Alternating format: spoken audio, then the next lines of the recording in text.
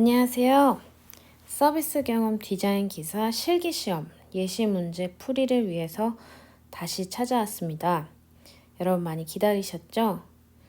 이제 실기시험도 얼마 남지 않아서 어떤 공부를 어떤 형태로 해야 될지 고민이 많으실 텐데 이 동영상이 여러분들께 조금이나마 도움이 되기를 바랍니다. 먼저 이 실기시험 예시 문제는 한국디자인진흥원 웹사이트에서 다운받으실 수 있고요. 실기시험 예시문제 풀이를 하기에 앞서서 저희가 실기시험에 대해서 조금 알아보도록 할게요. 실기시험은 필답식의 형태로 3시간 동안 시험이 치러지게 됩니다. 이제 실기시험이다 보니 서비스 경험 디자인의 개발 실무에 대해서 얼마나 알고 있는지를 평가하기 위한 시험이고요. 이 직무 내용은 서비스 경험 만족을 위해 사용자 중심의 디자인 사고를 기반으로 통합적인 프로세스를 활용하여 서비스 경험 디자인 컨셉과 모델을 개발하는 그런 직무이다 라고 설명하고 있고요. 그리고 과제의 범위와 목적, 성격, 내용을 파악해서 PM의 지시에 따라서 제안서를 작성할 수 있다. 그다음에 수집된 서비스 경험 환경 자료를 체계화함으로써 사용자와 이해관계자가 지닌 경험 요인 등을 도출할 수 있다. 수집된 자료를 바탕으로 수집된 디자인 컨셉을 중심으로 서비스 디자인 아이디어를 만들고 프로토타입 개발을 할 수 있다. 설계된 서비스 시스템 운영 원칙 및 운영 모델에 따라 시각적, 언어적 표현으로 시나리오 블루프린트를 구체화할 수 있다. 이렇게 나와 있고요. 이런 것들을 할 수 있는지 없는지를 확인하는 그런 형태의 평가가 될 것이라고 여러분들 생각해 주시면 될 것 같습니다. 서비스 경험 디자인 개발 실무도 기본적으로 서비스 경험 디자인의 요구사항 파악과 그리고 서비스 경험 디자인 환경 조사 그리고 관찰 조사 서비스 경험 디자인 면접 조사, 서비스 경험 디자인 대상 분석, 그리고 서비스 경험 디자인 원칙 수립, 아이디에이션, 프로토타입 개발, 시나리오 개발, 모델 개발, 프로젝트 완료, 자료화, 사후 관리 이렇게 이것도 마찬가지로 디스커버, 디파인, 디벨롭, 딜리버의 과정을 전체적으로 다 이해하는 그런 이제 출제 범위라고 생각하시면 좋을 것 같아요. 그러면 다시 문제로 넘어가 보도록 하겠습니다. 자, 그러면 첫 번째 문제예요. 첫 번째 문제에는 질문이 있습니다. 먼저 다음 글을 읽고 문제에 답하시오. H팀은 주말 오후 프로야구 경기장에 오는 관람객들의 사용자 경험 향상을 위해 야구장의 전반적인 서비스 개선을 하는 과제를 수행 중이다. 이를 위해 먼저 H팀은 가족 단위 관람객들의 실제로 겪는 경험을 직접 관찰해 보고자 하였다. H팀원이 직접 야구장에서 조사 대상이 될 만한 가족을 찾아 적당히 거리를 둔 채 그들을 따라다니며 지속적으로 관찰하고 그 가족의 생생한 야구장 경험을 기록했다. 또한 H팀은 추가로 다이어리 방식을 활용하여 야구장 관람객들의 경험 관련 사용자 조사를 진행하였다. 라는 보기에 글이 있죠. 자, 일단 먼저 가와 같은 조사 방법을 무엇이라고 하는지 빈칸에 적으시오. 라는 문제예요. H팀원들이 직접 야구장에 가서 조사 대상이 될 만한 가족을 찾아 적당한 거리를 둔 채 그들을 따라다니며 지속적으로 관찰이라고 하는데 힌트가 있는 것 같아요. 일단 이 내용은 여러분 너무 많이 이제 들어보셨겠지만 섀도우 트래킹, 섀도잉 이렇게 이야기를 하시면 될 것 같아요. 영어로 적어주면 아무래도 한글말로 썼을 때 이제 철자법이나 이런 것들 우리 정확하게 알지 못한다면 영어로 정확한 철자를 쓰시는 게 제 생각엔 도움이 될 것 같아요. 저는 섀도잉 혹은 섀도우 트래킹이라고 대답할 것 같습니다. 지속적으로 따라다니면서 관찰하는 방법이기 때문에 그렇죠. 두 번째, 나와 같은 조사 방법에 해당하는 내용을 보기 위해서 뭐를 고르시오. 나와 같은 방법이 뭐죠? 다이어리 방식을 활용하여 야구장 관람객들의 경험 관련 사용자 조사를 진행했다. 다이어리 방식. 우리가 다이어리 방식이라고 하면 여러분들 알고 계신지 모르겠지만 조금 뭐 컬처럴 프루브랄지 실제로 어떤 미션을 주고 우리가 조사 대상자들에게 자신들의 생각을 조금 더 풍부하게 기록하고 조금 일정 기간을 두고 이제 어떤 형태의 경험들을 하고 이 사람들이 삶을 살아가는지와 관련된 내용들을 여기서 찾아주면 돼요. 먼저 1번 주말에만 경기가 열리는 점을 고려하여 다이어리 조사. 2번에 일단 다이어리 조사와 같은 방법에 대해서 설명하는 거 모두 고르는 거예요. 주말에만 경기가 열리는 점을 고려하여 다이어리 조사 대상자에게 총 4주 동안 주말에 최소 1회 이상 야구장 방문 및 관람을 요청한다.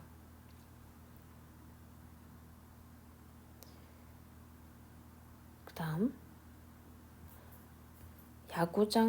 주말에만 경기가 열리는 점을 고려해서 다이어리 조사 대상자에게 총 4주 동안 주말에 최소 1회 이상 야구장 방문 및 관람을 요청한다. 뭐 이런 식의 요청을 할 수 있죠. 주말에만 경기가 열리기 때문에 다이어리를 조사하는 대상자에게 이러한 요청을 할 수 있어요. 어떤 형태로 해서 다이어리 기법이라고 하는 것은 우리가 조사 대상자에게 어떤 미리 작성된 형태의 다이어리를 제공하고 그 안에 질문들이나 내용들의 이 사람들의 생각을 적는 그런 방식이에요. 그러면 이 제대로 된 조사를 하기 위해서 제대로 된 미션을 전달해 주겠죠? 그러면 아마도 야구장은 주말에만 열리니까 총 4주 동안 우리가 리서치를 할 건데 그 중에서 한 번은 꼭 야구장 방문을 해주세요 라고 요청할 수 있습니다. 그 다음 야구장 설계자, 프로야구 선수, 야구장 운영진 등 전문가로 구성된 자문위원회로부터 조사 대상자를 선발한다. 자, 이 다이어리 기법이라고 하는 것은 직접 사용자를 대상으로 하는 리서치이기 때문에 지금 여기서 설명하는 사람들은 제공자들이죠. 서비스 제공자들이에요. 그래서 저는 이거는 적절하지 않다고 생각합니다. 다이어리는 사용자들에게 직접 이 서비스를 경험하는 것에 대해서 그 경험 자체에 대한 질문을 던지는 그런 방법이기 때문에 이건 적합하지 않아요. 조사 대상자에게 당일에 야구장에 가기 전에 집에서 하는 경험, 야구장을 가는 과정에서 교통 경험, 야구장 안에서 각종 경험, 경기 종료 후에 기가까지의 경험 등을 속속들이 기록해달라고 요청한다. 당연히 이런 요청들을 해야죠. 저는 이거 맞는 내용인 것 같습니다. 아까 말씀드린 것처럼 정확하게 이 다이어리의 미션을 전달하는 것 굉장히 중요해요. 우리가 원하는 형태의 답변을 얻기 위해서 그리고 이제 어떤 변수들을 좀 최소화하기 위해서 이런 어떤 것들 속속들이 좀 제대로 자세히 기록해 주세요 라고 요청합니다. 실제로 다이어리 미션을 할 때는 저희가 이 사용자들에게 사례금도 상당히 많이 지급하기도 해요. 그래서 이런 것들이 굉장히 좀 중요합니다. 연구자가 야구장에 먼저 가서 조사 대상자를 기다리고 있다가 참여자를 만나면 동행하면서 참여자 경험 함께 기록한다. 이거는 인터뷰에 대한 내용인 것 같아요. 그죠? 컨텍스추얼 인터뷰. 실제 그 상황에서 같이 동행하면서 그 참여자의 경험을 함께 기록하는 것은 우리가 이제 다이어리는 일반적으로 혼자서 그 조사 대상자가 이제 자기의 생각을 적는 거기 때문에 뭐 인터뷰하는 형태로 하지는 않아요. 그래서 이건 아닌 것 같아요. 3D 프린터로 야구장 미니어처를 만든 다음에 조사 대상자를 초빙하여 야구장 입장부터 경기 관람 및 퇴장까지 전체 여정 미니 피규어를 가지고 시뮬레. 이거는 저희가 여러분들 들어보셨는지 모르겠습니다만 데스크톱 워크스루라고 하는 방식을 이야기하는 것 같아요. 그러니까 이것도 아니에요. 이거는 이제 우리가 컨텍스추얼 인터뷰 뭐 이런 식으로 얘기하기도 하죠. 어쨌든 제 생각에는요. 1번과 3번이 정답이네요. 그죠? 다이어리 기법이 무엇인지에 대해서 조금 이해를 하셨다면 더 풀기 쉬웠을 것 같습니다. 3번 인터뷰, 포커스 그룹 인터뷰, 사용성 평가 등의 사용자 조사 방법에서 파일럿 테스트를 먼저 하는 이유가 무엇일까요? 이거는 이제 서술하는 형태로 이제 문제가 나와 있는데, 자, 인터뷰, 포커스 그룹 인터뷰 이런 것들을 하기 전에 파일럿 테스트를 우리가 꼭 해야 돼요. 일단 먼저 파일럿 테스트가 뭔지부터 좀 설명드릴게요. 글자 그대로 인터뷰 하기 전에 우리끼리 한번 테스트를 해보는 거예요. UT를 하기 전에 우리 어떤 식으로 UT를 하자고 계획해놓고 이거를 우리끼리 한번 미리 한번 우리끼리 한번 사전에 이렇게 질문해도 될지 한번 논의해보는 거예요. 자, 일단은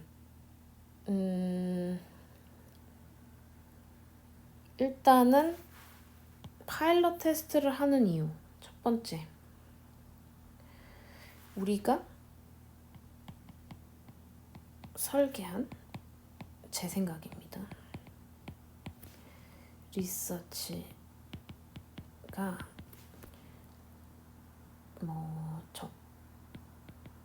적절한 질문 구성으로 이루어졌는지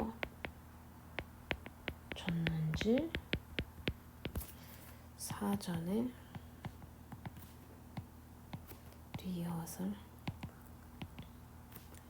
해보아야 하기 때문이겠죠.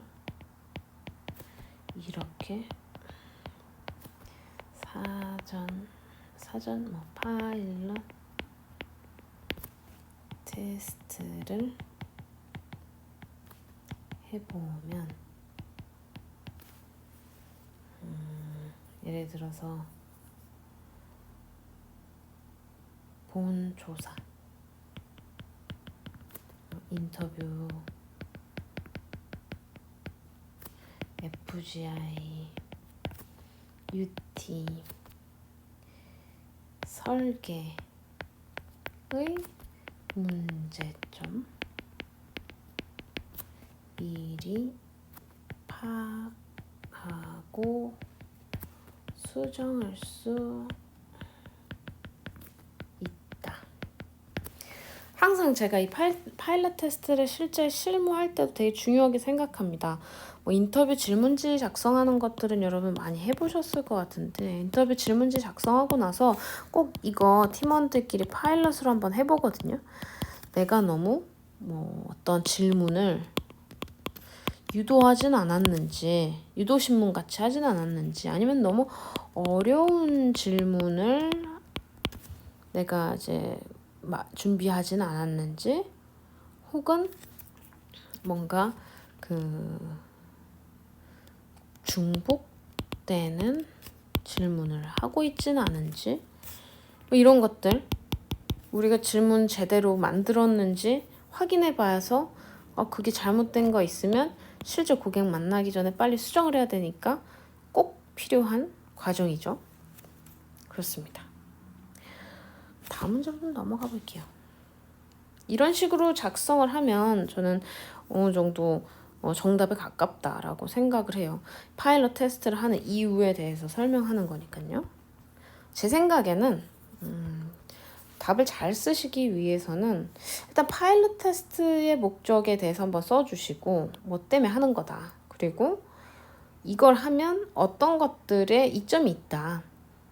이런 내용들을 써주시는데 파일럿 테스트에서 가장 중요한 것은 실제 조사하기 전에 발생할 수 있는 문제를 사전에 예방할 수 있다라고 하는 부분이 조금 포인트일 것 같아요.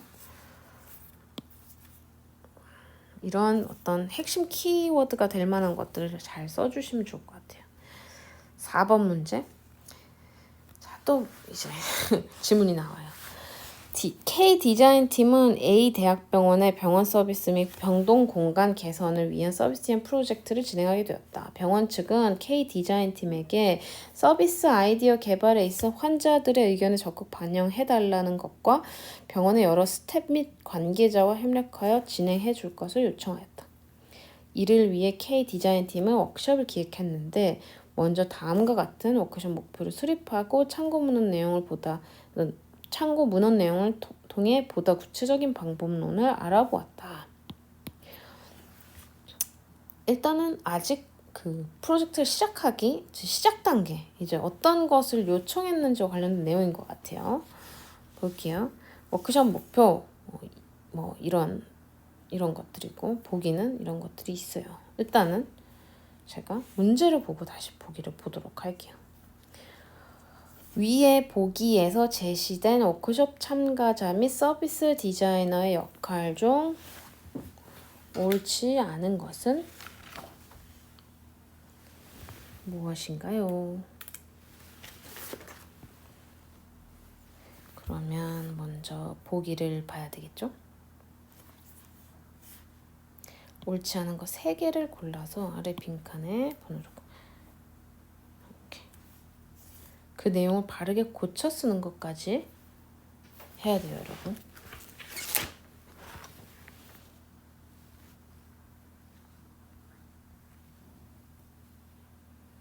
보기를 볼게요.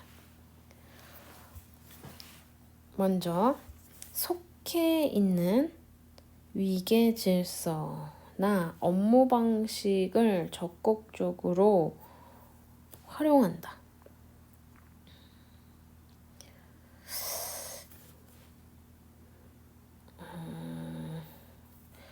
워크숍에 지금 목표하고 여기 보시면은 이제 여러 스텝 및 관계자에 협력해서 관계자랑 협력을 해가지고 진행하는 것을 요청했어요.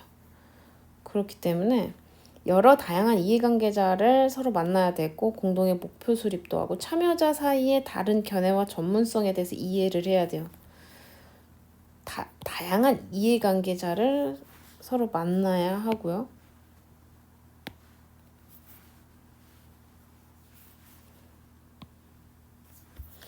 그런데 속해 있는 조직의 위계 질서나 업무 방식을 활용한다?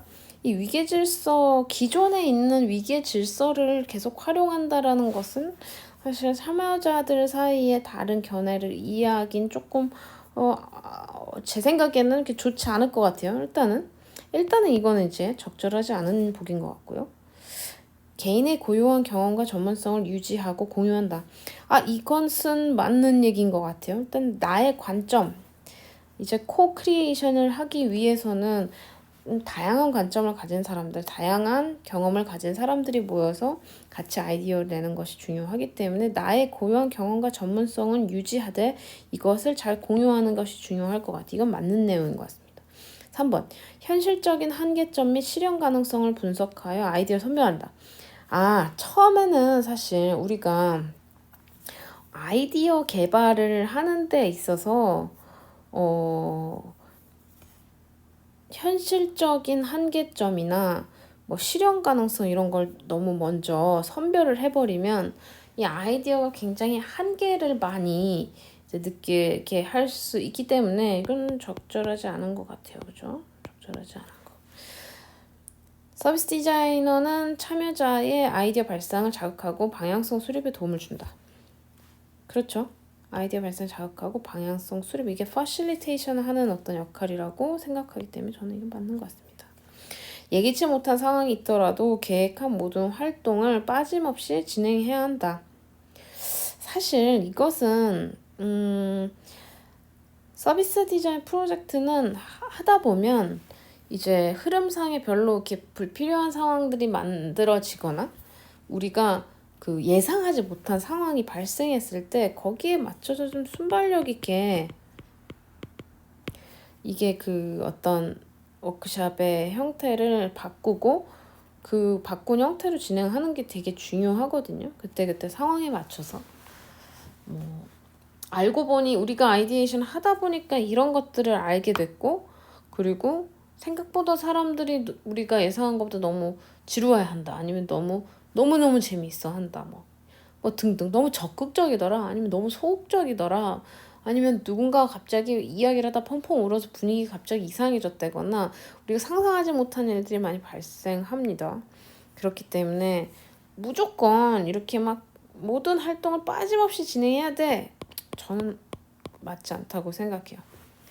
그래서 저는 1번과 3번과 5번이 잘못된 보기라고 생각하고요. 그럼 1번, 3번, 5번을 저는 여기다가 써주겠습니다. 1번, 3번, 5번. 그러면 여기 1번, 3번, 5번을 또 바르게 고치는 미션이 남아있어요. 먼저 1번은 속해 있는 조직의 위계 질서나 업무 방식을 적극적으로 활용한다 라기보다는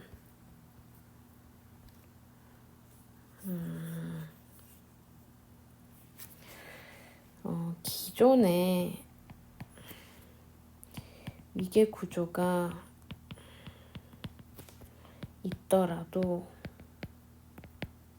최대한 평등한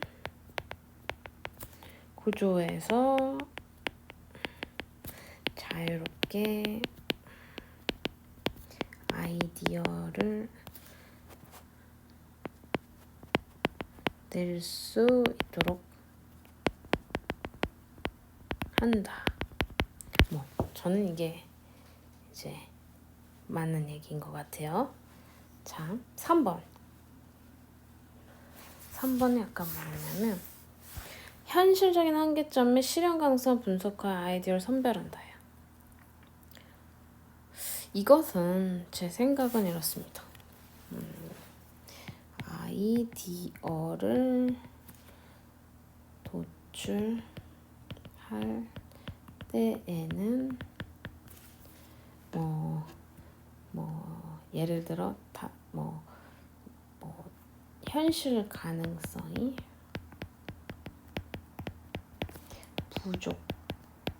부족하다 해도, 예를 들면 예산 문제, 인력 문제 등등등 기간 문제 해도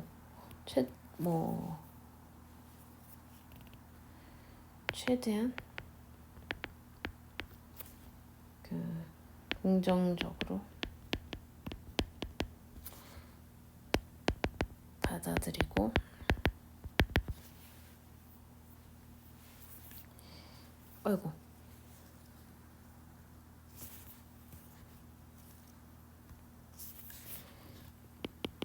실현 가능한 방법을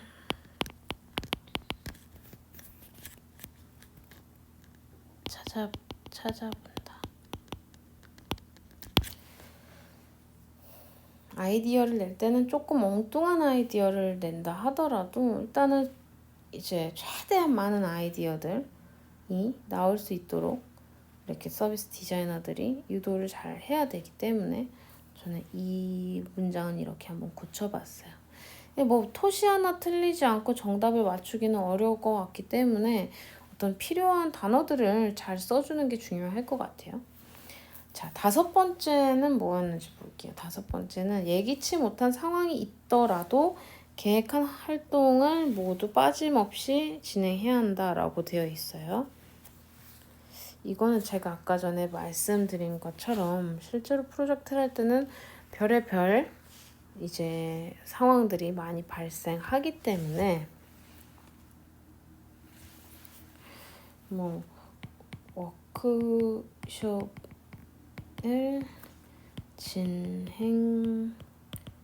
진행하면서 발생하는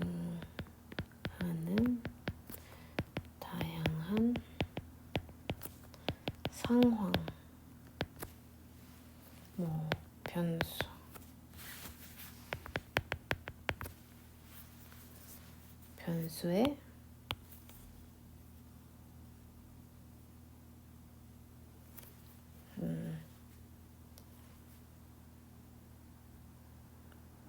변수에 맞게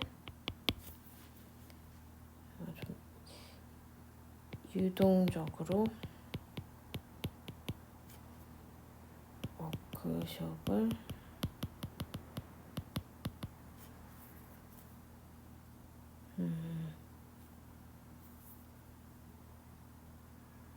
워크숍의 방법을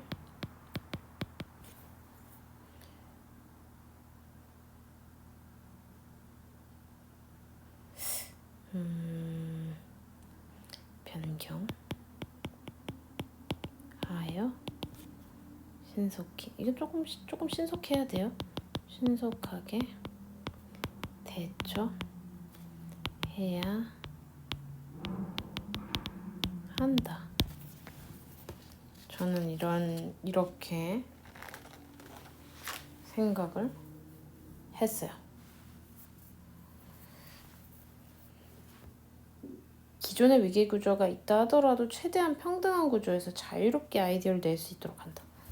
3번은 아이디어를 도출할 때는 현실 가능성이 부족하다 하더라도 최대한 긍정적으로 받아들이고 실현 가능한 방법을 찾아본다. 워크숍을 진행하면서 발생하는 다양한 상황, 변수에 맞게 유동적으로 워크숍의 방법을 변경해서 신속하게 대처해야 한다. 저는 이게 맞다고 생각합니다. 이렇게 고쳐 쓰시는 게 맞는 방식일 것 같고요.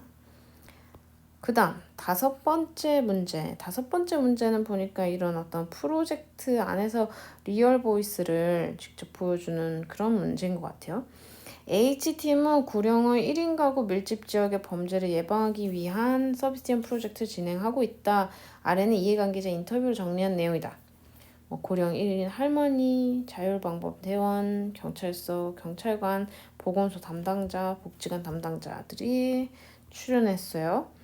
자, 위 이해관계자 간의 관계에서 발견되는 시사점을 아래 빈칸에 각각 채워 넣으시오. 이런 문제예요. 먼저 자율방범대원 B씨와 경찰서 C 경찰관. 저 지금 여러분 이 문제를 보면서 같이 풀고 있는 거니까요. 제가 어떤 형태의 생각을 하면서 푸는지도 같이 한번 생각해 봐 주시면 좋을 것 같아요. 자율방범대원 B씨 한번 찾아보게요. 자율방범대원 B씨와 경찰서 C 경찰관의 관계에서 발견되는 시사점을 쳐볼게요. 시사점 경찰서는 자율방범대를 자, 볼게요. 주 1회 야간에 골목 순찰 다녀요. 대문은 야간에도 대부분 열려 있어요. 야간에 어르신들 보기 힘들어요. 우리 동네에는 노인이 많다는 걸 알지만 혼자 사시는 분이 어디에 사는지 모르죠. 비상벨 사용법이라도 알려드리면 좋을 텐데 안타까워요. 라고 이제 자율방범대원 B씨가 이렇게 말씀하셨고, 경찰관은 경찰서에서 어르신들만 대상으로 순찰을 하지는 않아요. 골목 도보 순찰은 자율방범대에서 하고 저희는 지원하는 방식이죠. 어르신들 대상으로 범죄 예방 교육 프로그램 운영한 데가 정보를 제공하고 싶어도 직접 운영하기는 어렵습니다. 라고 얘기를 했어요.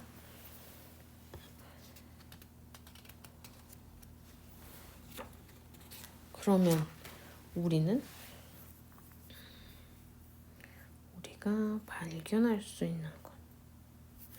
경찰서는 자율방범대를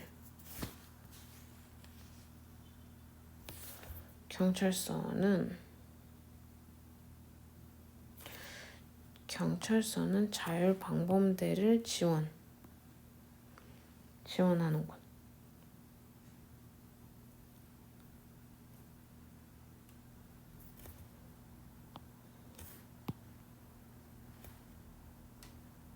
그죠?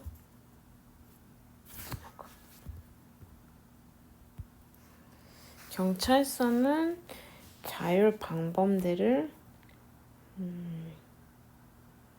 지원하는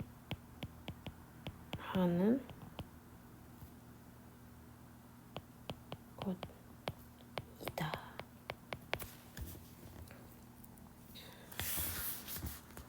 그죠? 아이고.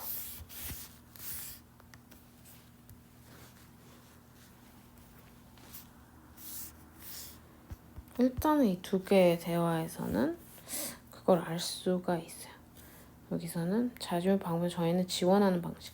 골목 도보 순찰은 자율방범대가 하고 저희는 지원하는 방식. 이 사람들이 골목 도보 순찰을 하고 있고 우리는 이 경찰서는 그걸 지원하고 있다고 했죠. 일단 이게 팩트죠. 경찰서는 자율방범대를 지원한다. 자율방범대를 지원하고 있다. 고령 1인 가구 A 할머니와 자율방범대 대원 B씨. 고령 1인 가구 A 할머니 볼게요. 늙은 데다 혼자 살고 있으니 무슨 일이야 일어나면 속수무책이지 위급할 때 어디로 신고하라고 노인정에 조이 붙어있는데 글씨가 작아서 보이지도 않아. 이웃집에 도둑을 맞았다고 해서 겁나긴 한데 다세대 주택이라 옛날부터 열어두고 살았어 라고 얘기를 했고, 자율방범대는 고령 1인 가구를 자율방범대는 고령 1인 가구를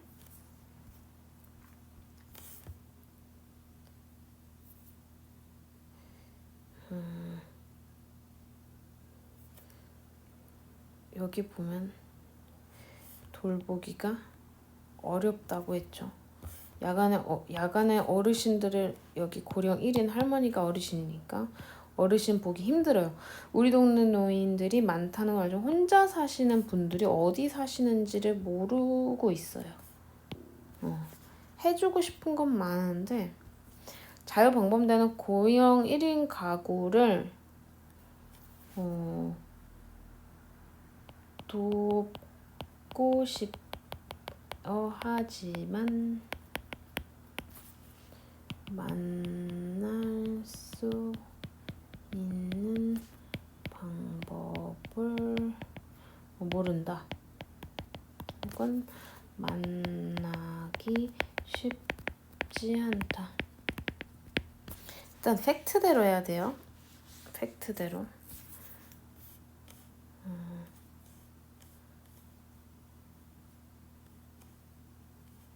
여기서는 어디 사시는지 모른다. 그죠? 팩트는 이렇습니다. 팩트는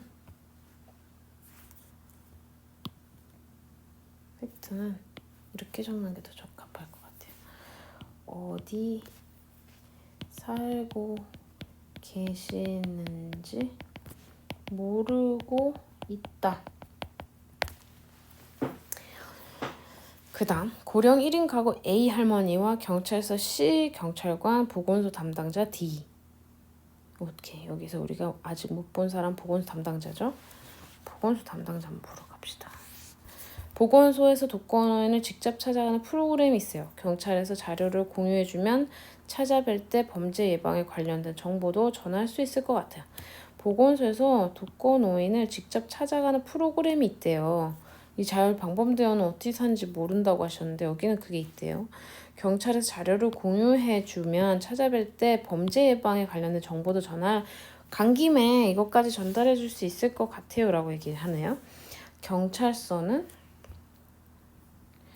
다시 경찰서 볼게요.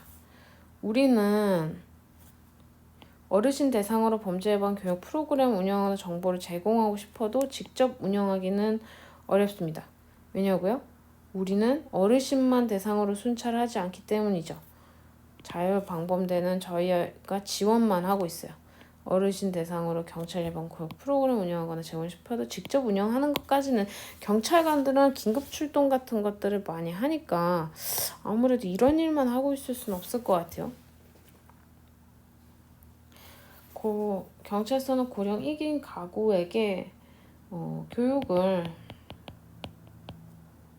해주고 싶지만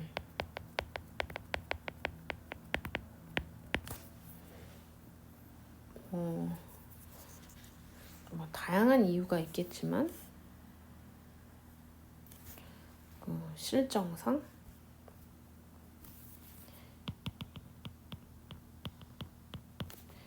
직접 교육 프로그램 운영을 하기 어렵다. 그럼 보건소는 그냥 1인 가구에게 다시 한번 볼게요.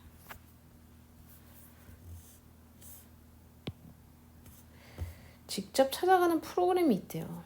경찰 자료만 공유해주면 그러니까 뭐 만날 수는 있는데 자료가 없다는 거죠.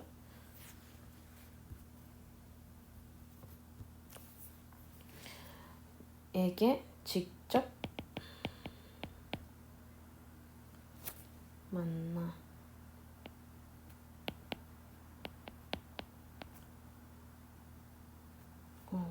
에게 직접만 뭐 이게 맞는지 가구를 직접 만날 수는 있지만 정보 이거 어떤 정보를 이 어떤 그 방법과 관련된 교육 프로그램이 없다. 뭐 교육 자료 뭐 이런 것들이 없다. 이런 거겠죠. 마지막 고령 1인 가구 할머니 A 할머니와 복지관 담당자 E, 경찰서 C 담당관. 경찰서는 고령 1인 가구에게 굉장히 복잡한 문제예요. 복지관 담당자도 볼게요. 복지관에서는 범죄 예방 및 안전교육을 진행하지는 않았어요. 경찰에서 진행하고 있지 않을까요? 모르고 있네요. 그죠? 아무도 그러면은 이 범죄 예방 정보를 고령 1인 가구에게 전달해주고 있지 않은 거예요. 그죠? 경찰서는 고령 1인 가구에게 뭐 교육을 아까 똑같아요. 해주고 싶지만 실정상 똑같이 쓸게요. 직접 교육 프로그램 운영을 하기 어렵다. 복지관은 고령 1인 가구에게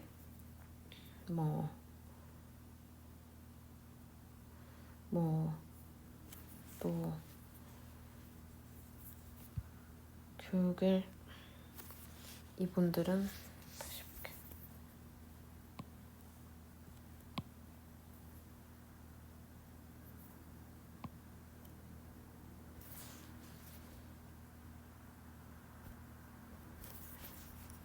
교육을 해줄 수 있지만 경찰에서 하고 있을 것이라고 생각하여 하고 있지 않다. 물론 그런 여기와 보건소랑 마찬가지로 어떤 관련 교육 프로그램도 없다. 이렇게 쓰는 게 맞을 것 같아요. 근데 이 상관관계를 보면서 어디가 컨텐츠를 갖고 있고 어디가 직접 만날 수 있는 컨택 포인트인지를 보고 서로 어떤 형태로 협력해야 되는지를 이해하기 위한 것 같아요. 이제 글로 보면 되게 어려운데 이게 이제 인터뷰 형태로 진행하다 보면 인터뷰하는 도중에 이 사람은 만날 수가 있네?